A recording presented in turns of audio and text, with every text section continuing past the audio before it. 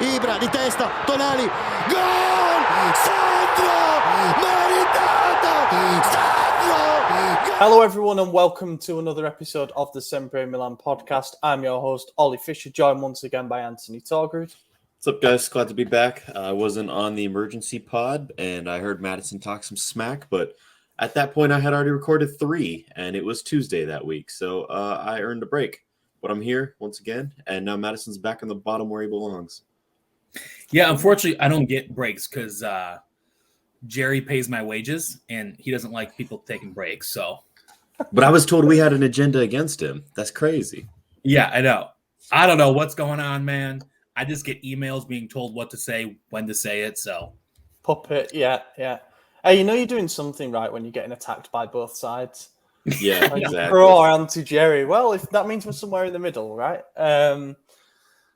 Which is a good place to be with what we are supposed to do, right? So, objectivity is key and everything. As I'm sure you're all aware by this point, Silvio Berlusconi, the former owner and president of AC Milan, spent 31 years at the club, 29 trophies, obviously some incredible players he brought in, memories, all that kind of thing. Passed away at the age of 86. He had a case of leukemia, condition deteriorated, and passed away at San Raffaele Hospital in Milan on Monday morning. We are going to be doing a separate podcast about him. That'll be the bonus podcast for the week. Not necessarily what he's like as a bloke, because obviously a divisive figure politically and stuff like that, but just what made him one of the most successful presidents and owners in the history of football. You know, that just feels right to do it as a separate thing. So make sure that you tune in for that. It'll be on the Substack. But on a lighter note than that, we decided it'd be a good way to perhaps bookend the 2022-2023 season by taking a look back in a self-deprecating way at some of the predictions we made ahead of the campaign. We did this last year, and I think we kind of exposed how bad they were last year, but it got even worse this time around. So this is going to be a lot of fun. Before we dive in, anything you want to say, boys, about what's to come? Yeah, I apologize. I've said a lot of shit this season, and this is going to be the worst one. I'm reading these, and I'm like, did I even think these through, or was I just thinking some kind of asshole? Yeah, I honestly don't know what I was under the influence of when I made this list, but it's ugly. It's real ugly. We also did a podcast. Maybe we can link that in the description, where we did our picks there. A lot of them are the same, but there was perhaps some more in-depth justification on the podcast as opposed to the article version on the website, which we will also link. But yeah, man, I do think, looking back, maybe this was a hard season to call with the benefit of hindsight, but my God, did we do a bad job calling it. Let's dive in, man. This will be fun. So I will obviously focus on the predictions that we made, but I'm also going to drag some of our writers under the bus, because it would only be fair to do that, given the cowards aren't showing their face on the podcast. We start with the first one, which is where will Milan finish? As we all know, we finished 4th in the table, essentially by virtue of Juve's 10-point deduction. Otherwise, we would have finished 5th. We finished below Napoli, Lazio, and Inter. So we secured Champions League football, but yeah, points penalty helped. I went with 2nd. I said we were a midfielder and a centre-back short, plus potentially another winger. And I thought that it would be tough to defend the title and go further in the Champions League without more depth. I kind of nailed that, but I was a bit too optimistic on the where we'd finish from. Yeah, I mean, you well, I guess we'll get to that, but you were right about one of the teams finishing up on us. Yeah. Did you already said 2nd, right? That's sweet. Yeah. I went with 2nd. You were more pessimistic than me, and in hindsight, you were more realistic as well, because I had us tippy top of the table. I did not foresee anyone beating us. In fact, my first words were a simple matter of don't fix what's not broken. Everything is still working like a well-oiled machine. Not true. Add in a few additions that were necessary from last season, and it's only easier. Well, it wasn't easier. It was harder, and we did not get first. We didn't. Maddie, you went first as well. You didn't even give a justification. You were just straight up like, next question. All of my answers are just one word. I'm like, I wish I would have explained it so I would have known my thought process. Or maybe it's good to just not have the thought process there and it looks more random. Yeah, because I our think thought process was we were all ridiculed last season for not picking us to finish first because we're not real AC Milan fans. So I wanted to pick us to finish first because I'm a real fan. So I do remember that, actually. People are like, oh, I can't believe you didn't pick us to win. And then it was like, really, nobody did.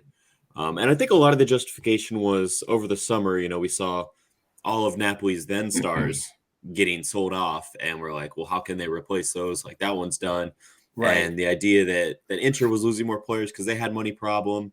And the way that Juve played last season or the prior season, it did kind of make a lot of sense. But obviously, no one saw Lazio doing as well as they did, and how it all turned out with Napoli and their hidden gems that they found. So, yeah, it just hindsight's 2020, as we're gonna come to see. Oh yeah, a lot throughout this. I ought to mention at this point that this predictions article went out on the 11th of August, so it was before the first game of the season, obviously, but also before the summer transfer window closed. I'm not sure if that did end up massively influencing the choices that we made, to be totally honest. But yeah, we wanted to get this out before the first game, before the first 3 or 4 games, really, that came before the end of the transfer window. So we didn't look like we were being reactionary to those first few games of the season. Just looking down the list of the other writers, you've got Isaac putting us first, Stefano, Ahmed, Lorenzo, Maxi, all putting us first. So did Ivan. And then you've got Fred putting us second, Rohit putting us second, Rajath doing the same, Nikita. And the most pessimistic was our resident Roma fan, writer for the site, Ewan, who put us third. He said, we're not easy to judge right now, and it's one of the hardest seasons to pick finishing positions. And he proved to be closer than any of us on that. So well done, Ewan. Scudetto winner. I went with Inter. I did add a caveat saying if they were to lose any of Skriniar, Dumfries, Brozovic, Barella, or another key player before the end of the window, and we were to add the pieces that I thought we needed, then it could flip. And I just said Simone Inzaghi's side have only got stronger on paper and have added another goal scorer in Lukaku. Well, first half of the season he wasn't. Yeah. Yeah, I mean, we obviously put Milan, so don't have to dwell on that one any longer. Yeah, so you've obviously got everybody else basically saying Milan, and then the others who said second. You've got Rohit saying Inter would win it, Rajath saying Inter would win it, Nikita said Juventus would win it. 9 out of 2 for him so far. And Ewan also said Juventus would win it with Chiesa back and Vlahovic. He expected to have a good season. So nobody coming anywhere near mentioning Napoli as the Scudetto winners. We just didn't see it. None of us saw it, did we? And I think we'll talk about them once we've done the top 4 predictions, which I think is... I mean, that's next up. But, I mean, Madison, you're the only person who even had Napoli in your top 4. So did Nikita. Nikita had a 4th, which so did you. But... yeah, I've had Roma second, which in hindsight is the worst pick. Actually, it's not even the worst pick on this list. But I also, the previous season, I had Roma in the top 4. And I'm going to do it next season, too, because I've got a feeling that eventually it's going to work. You know, I think shit at a wall, some of it will stick. They keep making the right free signings, and you could laugh at them for finishing 6th, and you could laugh at them for going for players that while we are also linked with, we don't necessarily want, but I do think they fit their system, and so I probably will have them in my top 4 next season as well. We'll see. But yeah, I had Juventus in 4th. In hindsight, that kind of was right in a way, and I had Inter 3rd, which was correct. So I got a little right there. Yeah, I'm just looking through here. Basically, all bar like 2 of us said that Roma would finish in the top 4. As you mentioned, Fred even picked them to win the league. So we went massively over on Roma, really, but obviously they had the deep European run. A few of us fancied Atalanta to get into the top 4. None of us 3 did, but some saying, no European commitments might help them out a little bit. In order, I went into Milan, Juventus, Roma. Thought that the Milanese sides would end up being a cut above the other 2. I think nearly everybody put Juventus in their top 4 without knowing what was to come, really. There is a little asterisk with that. We didn't know the extent of what was going to happen to them and the points deductions. So with the technicality, you might say those people were right in terms of what happened on the field, but maybe we should, in future, with our predictions, legislate for Juventus corruption, because it seems to happen a fair amount, does it not? We only had one person call Lazio in the top, and ironically, he had them in 4th, saying specifically the top 3 teams in Italy picked themselves. They're a tier of their own with Inter, Milan, Juve, and they weren't. Yeah. They were 3, 4, and 5. Yeah, he gets credit for that, though, does Rajath, saying that, the squad is entering its second year under Sarri. They were the second highest scoring team in the 2021-22 season, and they bought well for the defence. So, yeah, he gets a tick, basically, for saying that that Lazio were top 4, Champions League contenders. I'm just looking, and as you said, I'm surprised that only Nikita and Madison had Napoli to finish in the top 4. The overhaul, and we said this several times throughout the season, as they were obviously starting well and then running away with the title. The overhaul that they had last summer, losing so many of those key players, Koulibaly went, Fabian Ruiz went, Insigne finally left, Mertens left, there's others. I've gone blank, but they had so much overhaul, and we were like, who's Kim? Yeah. And Dombele had been so bad at Spurs. Anguissa from Fulham, really? Some random guy from the Russian league. Yeah. Osimhen, injury concerns, like how's he going to come back from that orbital? I am still shocked that they managed to do what they've done. And it's going to make for some incredibly tasty and fun predictions for next season to see whether they can repeat it. Obviously, a lot's going to happen between now and then in terms of teams selling players, changing managers. There's already been a fair bit of overhaul, and the transfer window hasn't even begun. But yeah, none of us saw Napoli doing what they've done. No. And fair enough to them, I suppose. And now their head coach. A lot of you guys had Napoli outside the top 7. I'm looking at this right now. That's crazy to me. That feels a bit much. I had them 7th. I had them 5th. Stefano had him at best 8th because he doesn't even have them listed. Wow. No. Look at Lorenzo putting Fiorentina 5th, saying that Luka Jovic would be massive for them. Sassuolo in 7th for Fred. He doesn't know ball. It's just he's struggling to keep up to date with things. Yeah, man, wild. Like, it's not even potentially looking back. We could have all called the top 7. It was probably not in the order, obviously, but we could have called the top 7 because there were no big surprises in there. And yet, a lot of people in there are spot off about those top 7 teams. Throwing in names like Fiorentina and Sassuolo. So I had in incorrect order, obviously. I had 6 of the top 7 correct. The team I had outside of it was Lazio, who obviously is 2nd, so that's a huge miscall on my part.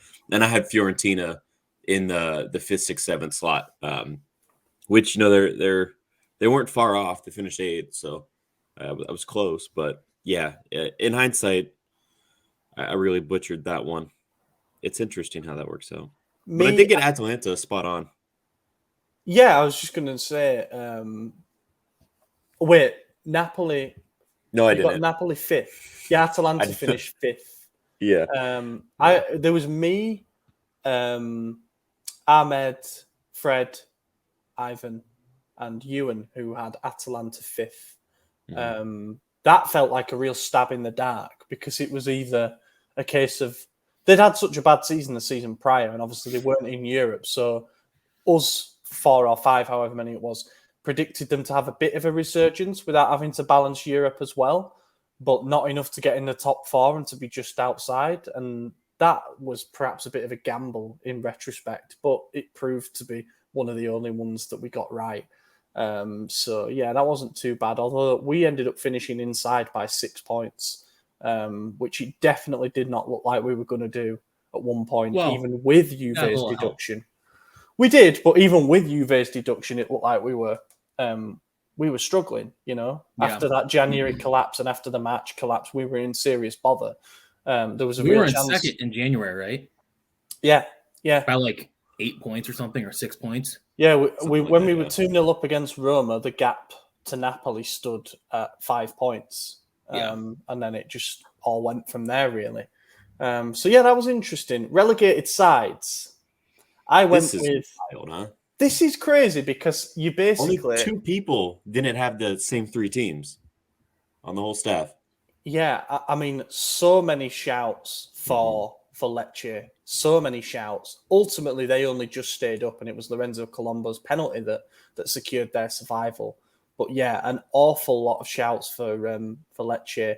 And also, none of us, although this is to be predicted, none of us predicting a relegation playoff between the 18th and 17th place teams in the table. And that's obviously how it ended up being determined that Spezia went down over Hellas Verona. Yeah, I'll be honest. I didn't even remember that existed until the day it was announced. And I said, huh? So, but that worked out in our favor because I wanted Spezia to go down, obviously, over Hellas Verona. Yeah. Which, props to Isaac. He did get Spezia down.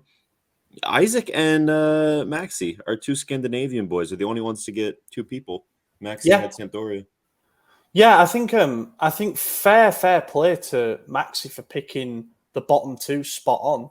To pick Sampdoria bottom, I presume he's done it in that order, as in 18th to bottom, because Sampdoria, like Genoa had, and they went down the season prior. Samp had flirted with relegation for a long time. Like, they always had problems scoring goals, and they always had a leaky defense.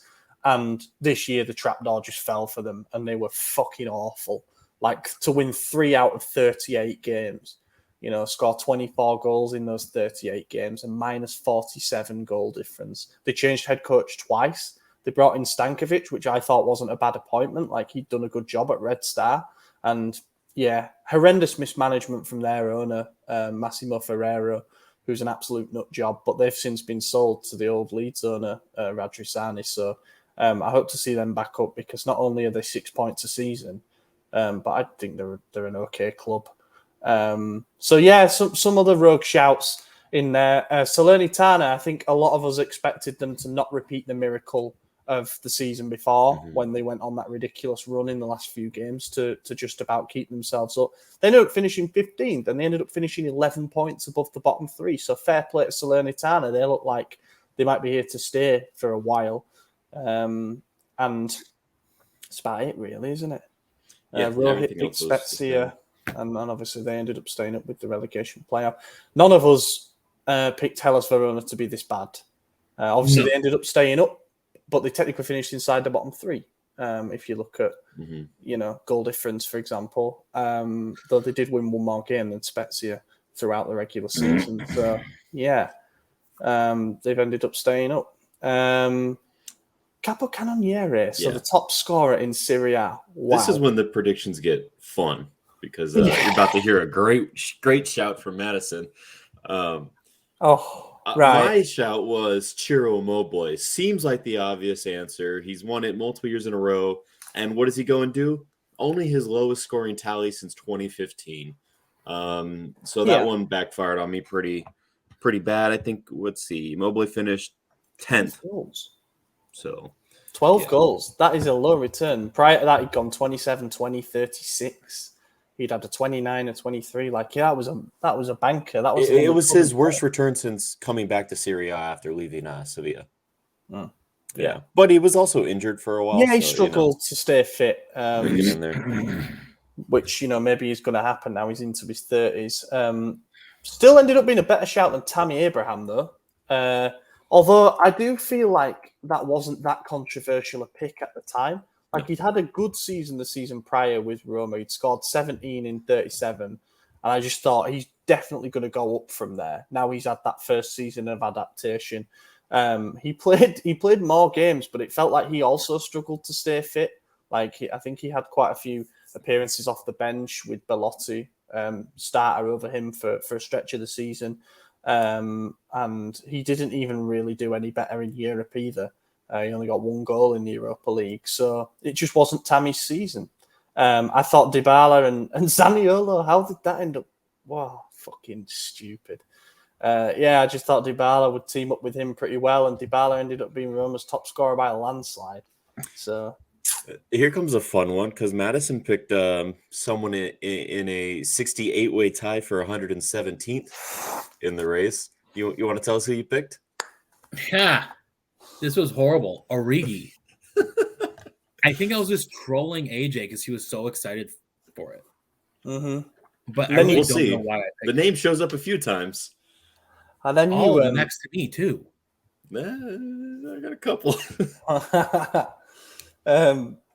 So Fred and Ivan put Vlahovic. He and Juve didn't end up having that great season in terms of scoring goals, so that didn't come to fruition. And then Rohit and Ewan said Lukaku, who first half of the season really struggled, obviously, and second half of the season, I suppose, got a bit better before turning into a goalkeeper in the Champions League final. Grazie Lukaku. Milan's top scorer, Rafael Leao, I said. And you were right. We didn't have an obvious Capocannoniere candidate, as in to be the top scorer in the league. And I said that the Portuguese winger would kick on in his development to notch 15 to 18 goals. How many did he end up with? 15. That's the only one I got right.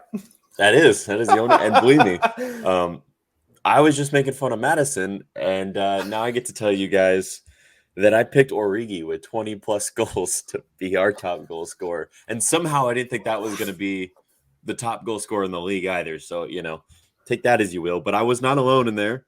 Nope. Who else was in that? Well, if I picked him to be the top goal scorer in the league, he got to be the top goal scorer on the team. Yeah, that's correct. But you still weren't the only one. But I also won $20. So you did. I love that your justification, AJ, is that you had a bet with Maddie, so you've just got to stick to your guns. There's no actual logic. He's a good fit for the system. I think he'll take over from Giroud now. It's just my bet. I'm going balls in. Yeah. Ahmed also said Origi, so he needs dragging for that. So the next Bidare Ball episode, everyone go let him know what he said.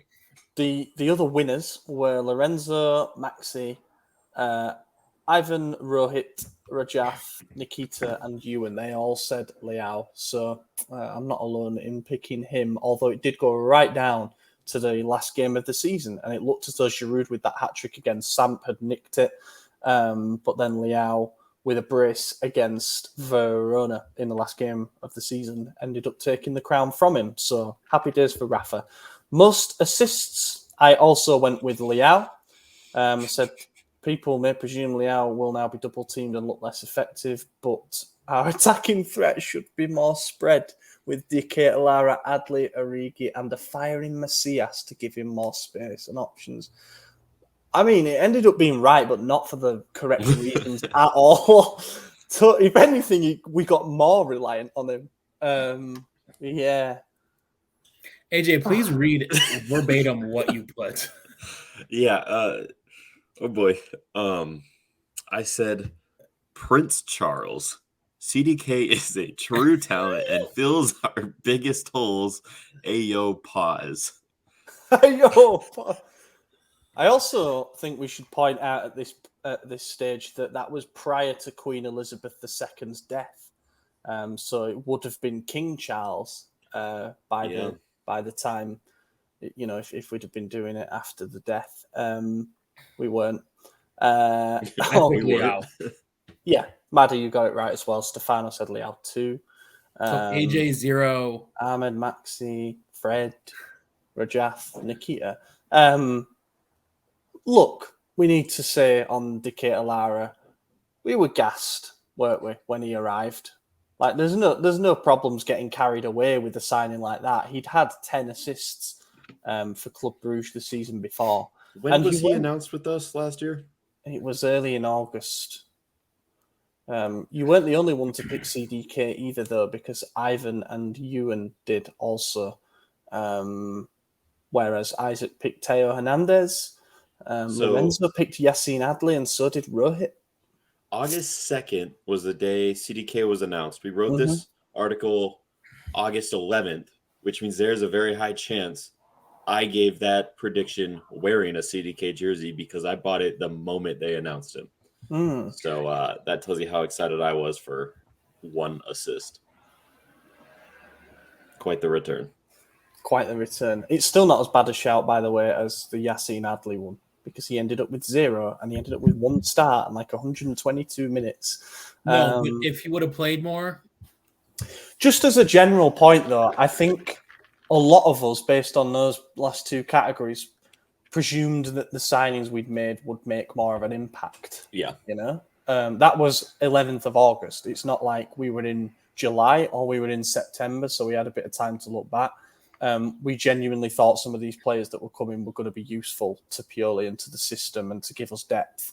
And as we know, we ended up relying on like the same 13, 14 players throughout the entire season. So interesting to tap into how our mindset was at that point. Milan's player of the season, I don't think this has been formally announced yet. They normally do like an awards thing after the season. I know that Giroud got player of the month, the last player of the month thing, because he scored like 6 goals. But it's going to be Leao. If it hasn't been announced already, then it's going to be Leao.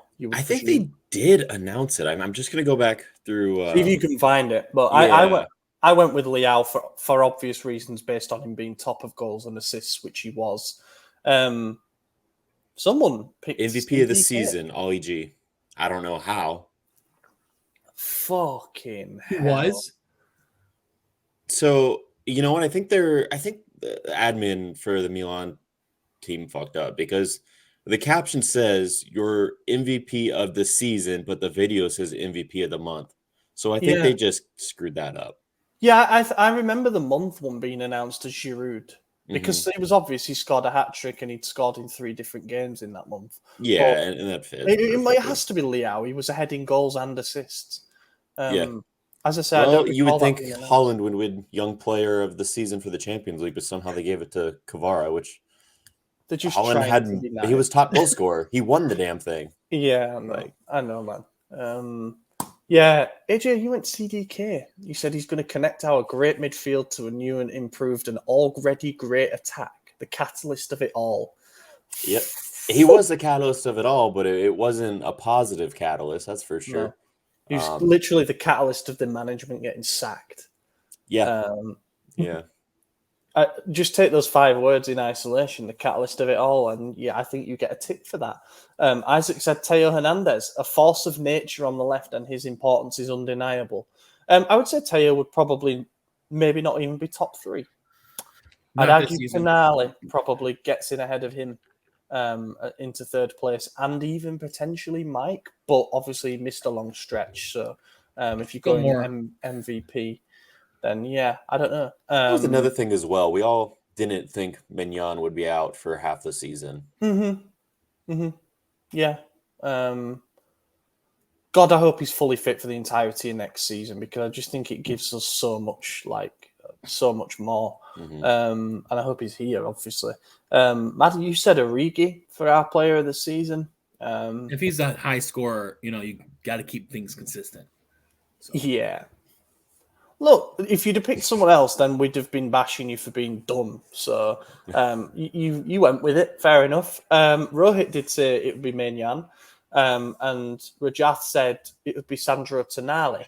As I say, he probably sneaks in at 3rd for me. But yeah, interesting. Breakout player. Oh dear. I went Yassine Adli. Just turned 22. We'll have to get to grips with a new country and a new league, but the signs from pre-season are very encouraging, and the fee could turn out to be a steal. Yeah, he got 1 start in the league, bless him. And the signs, this is what I mean. It was capturing a moment in time. Yeah. In pre-season, he did look really good. And we thought, wow, this guy might even start over CDK. Like, he looks that good. I do want to say that if he did start more, he could have very well been our breakout player of the season. Yeah. Because I picked him as well. I'm also proud I didn't pick CDK for any of these. The fuck is going on with some of these choices? AJ, you said Macias. Yep, sure did. But like... Stefano put Rebic. How can it be a breakout season for Macias? Like, he'd done quite well last season. Yeah, he scored 6 goals or whatever, and I won a money bet with Isaac that he'd score 5, which probably is what spurred me to bet Madison that Origi would get 20. Again, you ride that high and you just run off of emotion, and that's what I did. I even put that in there in parentheses. I rated him highly last season. I rightly rated him highly. Yeah. And it said after a very strong preseason, so he must have done well. I honestly don't remember, but I thought he was going to build on that. He scored in the first 3 friendlies, if I recall correctly. Oh, okay. Well, that makes sense then that I was going to assume that. But yeah, my God, I want him out of this club so bad now. He went from one of my favorite players of last season to one of my absolute least favorite this year, and I was calling for his exit and even wanting Salamakers to start over him. So that tells you everything you need to know. Isaac went with Macias as well, so you weren't alone in saying that he'd kick on and do even better. We had quite a lot of shouts for Adley, a couple of shouts for CDK. Can we all please just bow our heads for a moment of respect for the passing of Stefano Sartori after his pick of Ante Rebic? He cannot come on this podcast anymore after picking Rebic to be the breakout player of the season. It's not like he hasn't had 2 double-digit scoring seasons already. This was going to be his breakout year. Right. What, has he misunderstood the question there? Does he mean break things? Not only that, he picked Giroud as our top scorer. Will to live. Oh, man. I mean, he wasn't far off with that. Yeah, Giroud was top goal scorer going into the last match. Yeah, no, but if you want to pick the breakout star as Rebic, you better pick him as a top scorer because that's the only reason he'd be. Yeah, he was a backup, so I'll tell you something though. Stefano said, why would he be breakout star when he shares a position with Liao? He just didn't seem to think that through, did he? I just don't see how he could have a breakout season for us when his first season was like 11 goals and then next season was 11 goals. Like he'd have to go above and beyond that to like 20. He said that he thinks he'll get around 7 goals and 5/6 assists, which is not only incredibly precise, but it's not really the numbers of a breakout season. It's worse than his other 2 seasons. Yeah, and also there was a point after the first game where he'd scored a brace. In fairness, we beat Udinese 4-2 and he scored twice, and it looked like he'd undercooked the 7 goals. Like he was on for like 20 plus and he'd underdone it. But yeah, then it went downhill. I think the epitome of Ante Rebic's season being left out of the last 3 games without any kind of injury at all makes that the worst shout on the entire list, probably. Just wanted to get that roast in there. That's it. There's the predictions. So I don't think any of us nailed everything. No. Not on the multi-team selections. None of us picked Napoli to win the league. A lot of us left them out the top 4. A few of us got Leao as the top scorer and top assister, but that was just going through the comments on this article. Some of you readers and listeners also picked Origi as top goal scorer. So, just keep that in mind before you comment here, because if you're one of them, I will call you out because AJ doesn't have a job and that's what he does. He cross-references names on comments. We're literally doing this early because of my job, but, go off. Some guy called R in the comments said, lol, no bias there. Personally, I think Inter will run away with the title this year. Yep. Didn't happen. Peter picked bias there. We're an AC Milan right podcast. And we just won the league as well. It's not It's not like we just scraped 6th the season before and we were like, nah, this is our year. Like we've won the league the year before and everyone else was in all got shit on for not predicting it last year either. Or the year prior, I mean. Coco didn't get the hype behind Roma and Juventus. I think that proved to be, fair enough. And someone agreed with Ewan's picks. Tam said that we needed to replace Kessie, which also ended up being, I think, true. It's fair to say. But yeah, that was fun. Enjoyed that. We'll try be better next season. We'll do the same categories for next season as well. But yeah, we'll link to the article and we'll link to the podcast that we did, so you can go back and watch and read and laugh and whatnot. But that was a bit of fun and a nice bookend to the season. I did mention that we might do a rating for each player next week, just to fully cap off the season from a Milan point of view. So we'll see if we get around to that. Let's do some questions, because I presume the questions are also going to involve some talking points. Literally nothing has happened from a transfer point of view that's concrete, to be honest. The change in management seems to have changed a lot of our targets.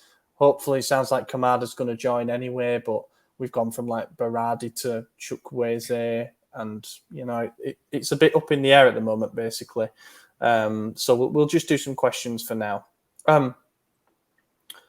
Luis Bahia asks, with a new focus on analytics, I'm finally hopeful our medical team and annual injury woes will improve. More of a statement than a question, but I agree with that. Mm-hmm. I think that's an interesting point. We think about analytics and this supposed Moneyball approach that we're taking now, purely in terms of signings that we're going to make. But I also think it'll help in terms of sales that we're going to make by picking out players that are just not functional to the system at all. But also hopefully with injuries as well. Like the more data you can collect on injuries and how they might be caused, what we can do, the routines and the practices that we can change to help that. Can we make any changes to the training ground to improve the turf, which is Latan moaned about? I agree with him. I hope this does help our injury problems. Yeah, I think we all hope that it will, but I actually disagree and think it might actually hurt it.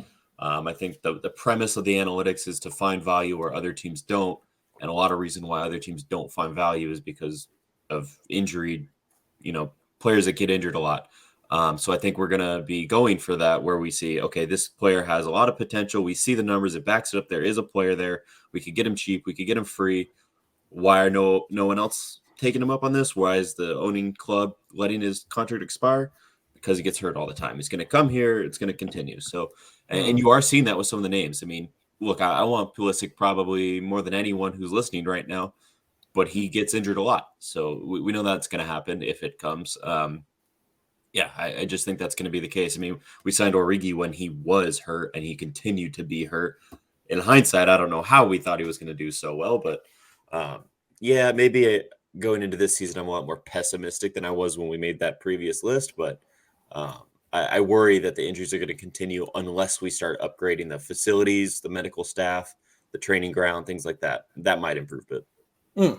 Infrastructural changes, I think, would be good. And I think that's something Redbird would look to do as well. Like the massive emphasis that American sports generally put on the process of youth coming through, with the scholarship schemes and with the draft and everything. Obviously, football doesn't have an equivalent of the draft, but I think he'll understand the importance of youth development, even if it means just selling players for capital gain, so we can improve our accounts. AJ loves our youth team. So much. Big Primavera guy. It's AJ. I think next question, Jeru. Can Milan look at Gift Orban? He's relatively cheap and a good profile for the future. Now, I'm going to put money. I'm going to put money on him not being cheap. That's what I was going to say. I think he might be like a 30, 40 mil player already. He has had a really good season. Don't get me wrong. He scored 20 goals, 2 assists in 22 games for Ghent in the Belgian league. But it's another player with good numbers from the Belgian league. If the rumours are true and the CDK signing is kind of what made the management doubt Maldini's judgment, you think they're going to spend another 35 mil on a player from the same league? I don't know. Yes, I agree with that. I don't think we'd go for him. One reason why I do think they would feel more confident in Gift Orban is CDK is Belgian, from the Belgian league. So one of the question marks to him was, how will he adapt to a new country? Well, Gift isn't. He's from Mexico, correct? So if he's already in a new continent playing well. Nigeria. Oh, Jesus, who am I thinking of? I'm thinking of some totally different then. Am I thinking of the Feyenoord striker? Yeah, you're thinking of Santiago Jimenez. Yeah, I am. Okay. Yeah.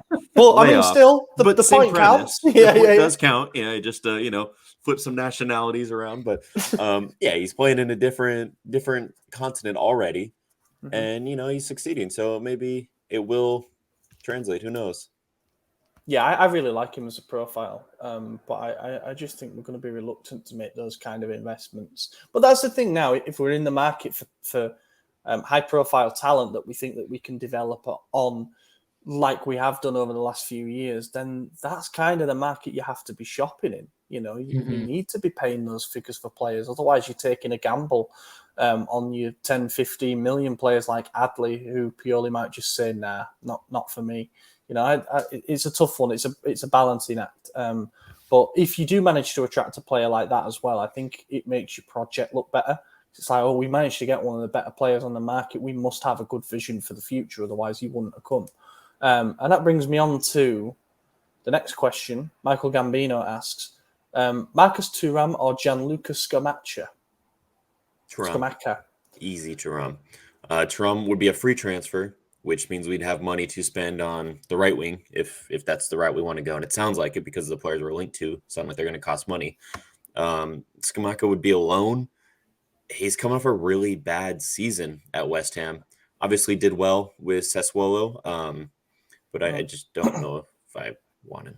Yeah, you don't want to put all your eggs in that basket. No.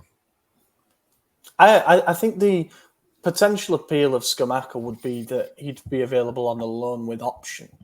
So maybe you can get an advantageous agreement that way. But obviously, Thuram is a free transfer. What his salary demands are exactly, it depends what source you believe. Obviously, PSG are in for him as well, and they will absolutely be able to offer more money than what we can. So we might lose out on that race. And obviously, there are other teams that want Scamacca as well. I am going to say that I believe that the striker that we will sign this summer has not been mentioned yet. There's no inside info I have on that at all. I can just see Thuram going to PSG for many reasons, financial and probably the guaranteed challenging for trophies. But I just don't think that we'd take the risk on Scamacca either, with his injury problems coming off a knee issue and stuff. So maybe the striker that we are going to sign hasn't been mentioned, or maybe they were mentioned a while back, like Balogun, and could come back to the fore that way, because it looks like Openda might be going to Leipzig. But yeah, there's a fair few different profiles out there that are floating around, and we don't know what this new management really are thinking. Next question. Tarek Mansour asks, the latest rumours say the new management are focusing on free transfers. With our salary cap, this will be a challenge with multiple failed attempts already. What do you guys think the strategy will be once the free transfer targets run out? What multiple failed attempts have we had?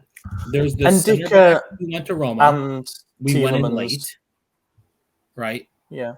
Thuman or whatever his name is hasn't made up his mind yet, right? Although with Mbappe leaving PSG, he may go there to play, or he may be like, that team's falling apart, I don't want to go there. Listen, I don't think we're going to be signing anyone who's making like 10 million a season. But then we also put out an article last week saying that we would not pay more than 30 million per signing, which tells me that like we're going to take some risk.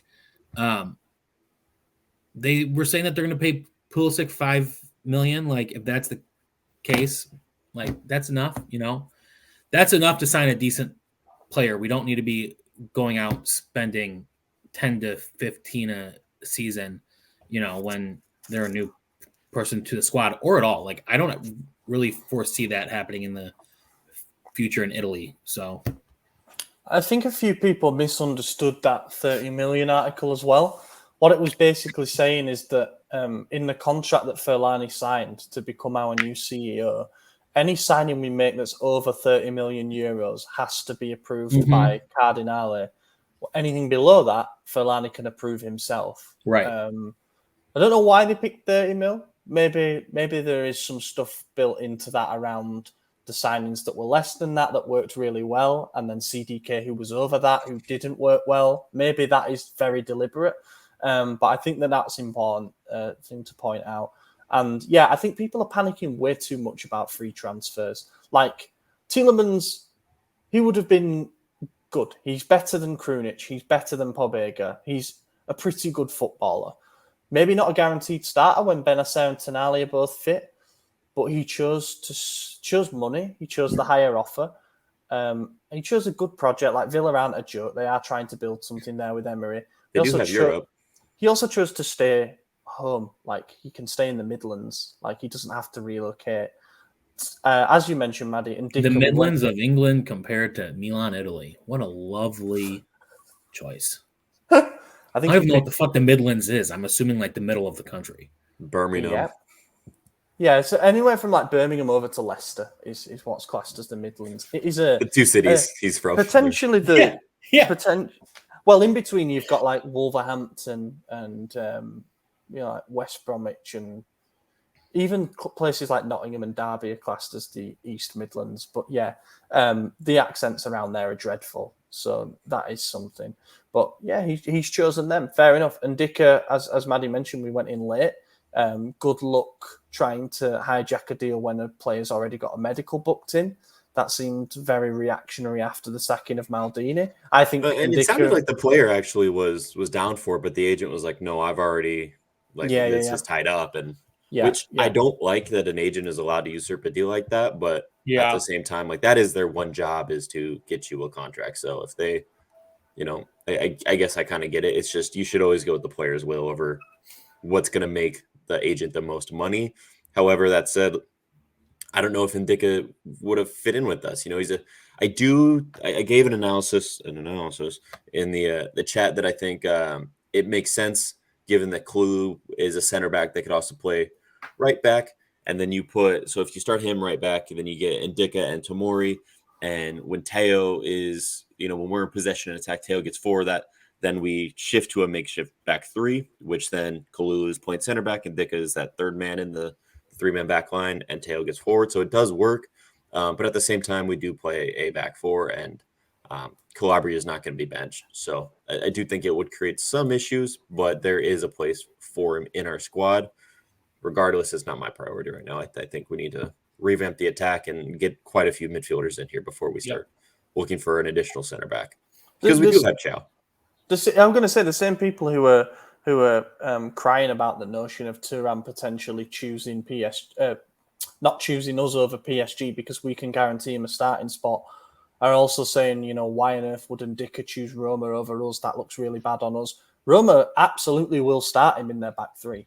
Ibanez is going. The other two options aren't particularly solid. Smalling's had a lot of injury problems. He will definitely start for them on the left side of a back three, which is where he's most comfortable. For us, he probably doesn't. Like, our first choice back four going into next season is going to be Teo, Tomori, Chow, and either Calabria or Kalulu. Like, that's the way it's going to be. I think it would take something extraordinary for him to come in and straight away get a starting spot. So there was a report from Relevo that said that we pitched him a starting spot. But I find it tough to believe because you're going to piss someone off there with that. Mm-hmm. Then tomorrow he might be like, well, I'm just going to go then. If I'm not. So yeah, I don't know. I don't read too much into that. Well, maybe that's what they were thinking is, we need to make some sales, and Tomori will get big money from the Premier League. So signed a left-sided center back to replace him. Yeah, I also think Kalulu, they might have in mind that he cost us nothing.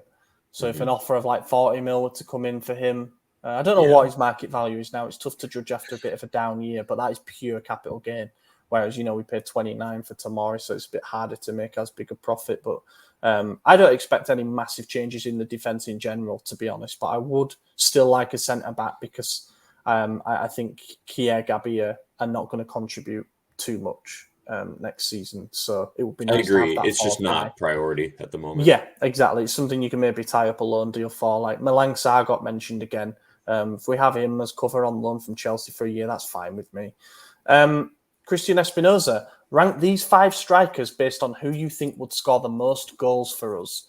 So we've got Thuram, Openda, Scamacca, Okafor, Nicholas Jackson. Nicholas Jackson's at Villarreal, for those who don't know, and I'm going him. I think he would score the most for us. I think Okafor would score the least because he's like more of a natural left-sided / second striker. Jeez, okay. I think then maybe Thuram second, Scamacca third, Openda fourth. Really? I was going to put Openda first. What I've seen of Openda, I asked this to Ahmed when he provided us with his handwritten list.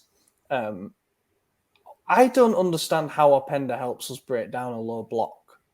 Like, he seems to me to be very movement-based, attacking spaces. Good finish on him, don't get me wrong. He is fast, but I could just see him getting marked out of games quite easily against deep blocks. Whereas the other profiles at least have a bit of something about them. Obviously, Okafor bottom because he's not even had that great a season, to be honest, and he's not a natural centre forward. But like Jackson has pace and size. He's been compared to Osimhen for a reason. Scamacca is a big man who knows the league well. I'm not saying the football would be pretty, but I think he'd score more. And then Thuram is a bit of a hybrid centre forward, but at least he has some size, you know. Openda, I'm willing to listen to your verdict on him though. Yeah, it's not as in depth as yours. It was just he scored like 30 some fucking goals, and I was like, yeah, that's a lot. So I was gonna go Openda, Thuram. Well, it's hard because you're saying Nicholas Jackson is like Osimhen, but I've never seen him play, so I don't know where to put him. I guess third based on that, just to be neutral, and then the rest I probably agree with you on. I don't have an opinion because I know like who one of these players are, so my opinion would just be bullshit. Honestly, I challenge both of you. I mean, Maddie, you might not want to do this, but I challenge anyone listening to this who hasn't seen Nicholas Jackson, just go watch like some of his goals. Him and Leao would be fucking frightening. Like they're both so rapid and athletic and just big physically. I think he'd be really good. And apparently he has a 35 mil release clause, but might be going to Real Madrid. So we'll see. I think Real Madrid has other priorities today. Maybe Kylian Mbappe might be a priority. Apparently he tweeted that he's planning on staying at PSG this season. Oh, well, you know, anyone could tweet something. He's that's a word. Recovery. Words to live by. That anyone can tweet something. Yeah, we'll wrap it up there then, boys. This has been a fun one. You know, it's important to look back and laugh at ourselves from time to time. I just hope that this doesn't damage our reputation as a podcast, and people don't come for us for betting advice. That might not necessarily be our forte. But yeah, we'll do the same again for next season. We'll do a video and article for next season as well. Let us know what you thought before the season. Don't be afraid to let us know that you had Atalanta winning the league or something daft. It's always fun to see what people thought, benefit of hindsight. As I said, tune in for the bonus podcast. We're going to do a bit on Berlusconi, which will be on the Substack. Yeah, I've been your host, Ollie Fisher. Find me on Twitter at Ollie Fisher. AJ, cheers for joining. Yep. You know where to find me. And yeah, we got Madison. Yeah, pleasure. I need to start to research some of these players before the podcast, so. More in-depth transfer analysis coming from us next week. Thank you for watching, everyone. We'll catch you. Eccolo Ante in area di rigore, Ante, vibra, gol! Vediamo se è buono, ce lo dà buono, ce lo dà buono, ce lo dà buono!